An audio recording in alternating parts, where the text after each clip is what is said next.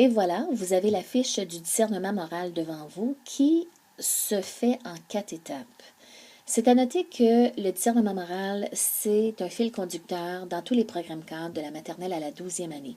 Alors, le continuum existe, il y a des affiches différentes pour chaque cycle. Celui-ci appartient à celui de la 7e à la 12e. La première étape, c'est l'étape de voir, c'est-à-dire que l'élève doit définir la situation. Il doit se poser quelle est la problématique dans l'étude de cas ou dans ce qu'il vient de voir ou de vivre. Et il doit en ressortir les faits. La deuxième étape est bien celle de discerner. C'est là où est-ce que l'élève reprend et recueille tous les renseignements qu'il a vus ou qu'il a entendus ou qu'il a lus pour ensuite pouvoir vérifier et valider quelles sont les valeurs en jeu dans cette problématique-là. Il doit analyser les choix qui lui sont possibles et identifier les défis à relever de la problématique. C'est par la suite que dans cette étape, il va pouvoir étudier les conséquences possibles à chacun des choix possibles qu'il pourrait faire.